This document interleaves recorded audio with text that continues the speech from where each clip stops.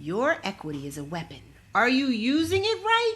I don't know, but we're here today with Your Next Move with Erica Berry and Luann Jones. And always remember, your house is not a cash cow. she gets real hot on this topic. So hopefully we get through this episode today. I'm with Caldwell Banker HBW here at in Chapel Hill, North Carolina Triangle area. Your go-to realtor up here, and Luann's gonna help you out I down. am your number one in New Jersey, Wycott Realtors, Livingston. I'm ready for you. We're going Let's to talk go. today about the good, the bad, and the dangerous ways homeowners use their equity, and they do make some bad mistakes. Right? Listen, I'm Yes, not. yes. I am not one to say that I haven't thought about it because it's hard economic times, right? You got all that equity in the house you built up over time, right? Two Right. homeowners, both sitting on maybe like, I mean, people have a lot of equity these days, the way the housing prices have gone up. Well, They there's a might 100,000 at least. 180,000 in equity, same neighborhood, same year, same market. One of them used that equity to buy, maybe they bought a rental property, which I think is a good way to use equity, right? And today Yeah, she collects yeah, I believe $2,100 a month. I believe that's called hypothecating. So Hypothesis. basically, when you pull out equity from one house and you buy another one, that's what it's called, I believe. Yeah, hypothecating, which I actually thought about doing for my daughter who's in college. I talked to you about it because I was like, well, Right. we're paying. Why don't we buy something? And then her roommates pay us, and then we Right. have an asset, and we've used equity to buy it. So I mean, and you're allowed to do that, and there's a whole bunch of reasons why, but I won't get into that today. That'd be another podcast. That's another Okay, so podcast. but today she collects $2,100 a month in passive income, and her worth has doubled. I believe that's a good way. Just like you said, the other one pulled the same amount out, renovated his kitchen, bought a boat, and took the family to Disney World. And today Woo! he has a higher mortgage payment, no savings cushion, and he's house rich and cash poor. Same starting out point, completely different outcome. So today we're going to show you exactly which side of the equation you want to be on. And Luann has some very, very strong opinions on it, and so do my husband. I was going to have him as a guest speaker here today, but he declined politely.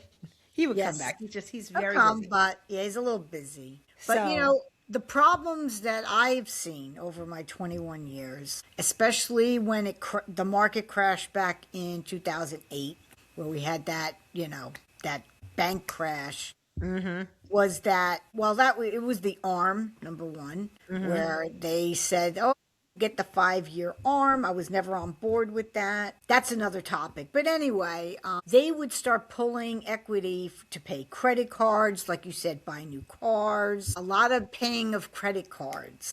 I've seen people had, 50, 100,000, believe it or not, back then with credit card debt, and they pull out the equity. And the problem is you keep pulling out like a cash cow. You keep going to the well to bail you out on whatever problems you have, until the point where there's no more equity. You can't go anymore because you can only pull out 70% of value. Can't pull out okay. 100%. Now we're in a stage where there's a lot of equity, so you could fall into that trap again. And, my advice would be, pay for your child's college education. That would be something that you would need to do because, there's no greater gift than giving your child the best education possible for their future. And even that's going to be, a sacrifice. Yeah. But the number one is, I like you said when we were talking about application, is taking an equity, a line of credit, or a lot, nice chunk of change there that you've built, and invest it and get another like rental property. And the rentals are very good right now, Right. so you could really maximize on making your rate of return on your investment there. Okay. So three smart moves is, like you said, the investment property. You got to show that cash flow math. Another thing I think is probably paying off maybe high interest debt. Credit cards are 24%. I mean, you're already paying on that, so it's not like it's going to take, well, you don't like that. You don't like that? You don't like it? Well, I mean, look, do it responsibly. Don't be like getting yourself out of debt and then doing it again and again. There's, repeat offenders here. There's a lot of repeat offenders. The credit cards have a 24% interest rate. Usually a HELOC has about an 8%. And then you can also make sure that when you do pull it out, if you do pull it out for structural things or repairs or redos, that it actually is going to have a significant return on your investment. Like if you have a house that has a lot of equity and it has very dated kitchen and baths, and you know that if you did that, your value of your house would go up and you could sell it, that might be okay. That might be okay, but there's also ways of going about it. I mean, refinancing is not always the way because you'll have probably a low interest rate. Your interest rate could be 3.5, back when COVID happened. Mm-hmm. And, you don't want to do a refinance now because the rates are like 6.5, 6.2. 6.9, baby. Did it go that high? Yep. Well, wow. I didn't realize it was that high.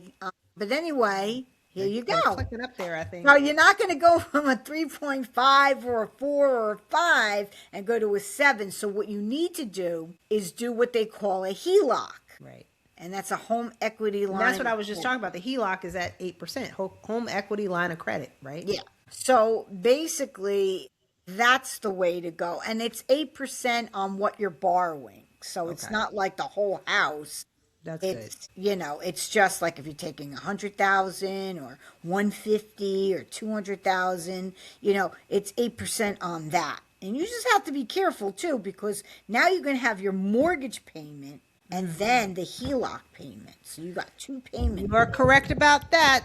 So I guess one question is if your investment goes to zero tomorrow, can you still make your mortgage payment? Like if you did an investment property and it went to zero, and if not, you're not investing, you're gambling. So that's why you don't like it so much. And I always say, your nest egg, your house and your nest egg, the equity in your house, especially if it's been over time, is something you can pass down to another generation. So you want to guard it with your life, right? Right. Guard it. Don't just use it frivolously, trying to make smart moves with it.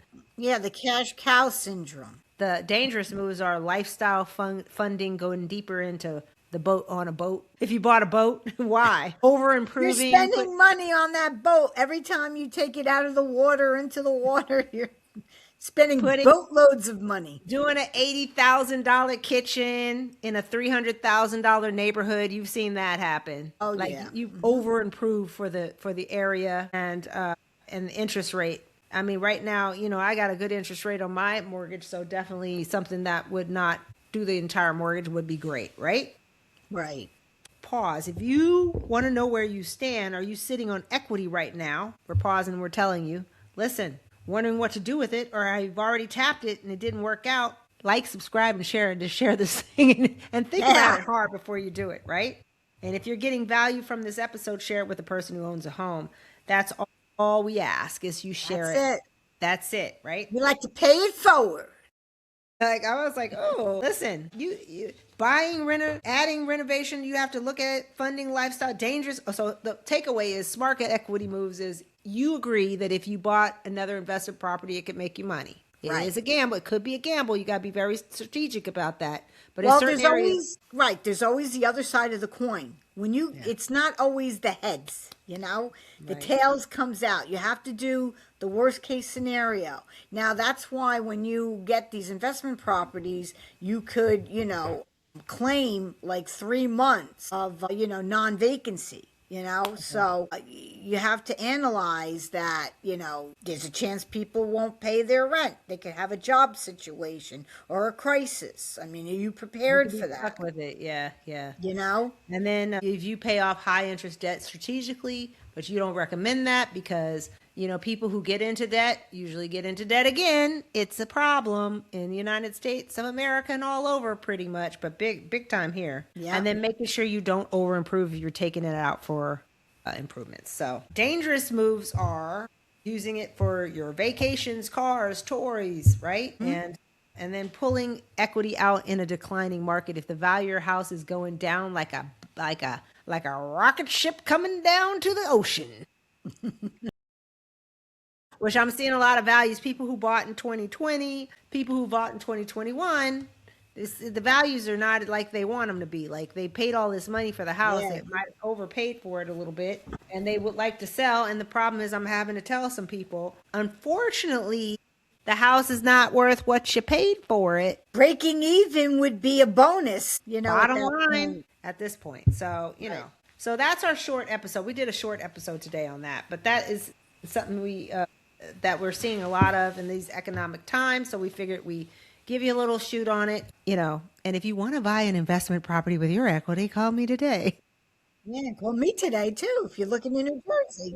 Luann and Erica are here to help you find that investment property and run those numbers for you. That's the whole point, right, Luann? Run those numbers. I'm working on an investment property. I mean, he doesn't have a lot of money, but he's willing to travel. So we're going on the border of Pennsylvania, but not quite in Pennsylvania.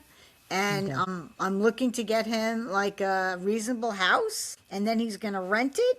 And I did some comp work on what the rentals are, and he's looking, if all goes well, he's looking to make a $400 a profit. So that's pretty good for a $225,000 investment. Well, and not only that, but you also get the write-offs too. Yes. Yeah. So You those are get good. the write-offs, you can especially if have you need 'em. depreciation. There's tax shelters with owning property. So So save next your time- pennies, people. Save your pennies. Next time we're going to talk about something people don't want to talk about. What happens when the real estate market shifts? I mean, okay? And you're over leveraged.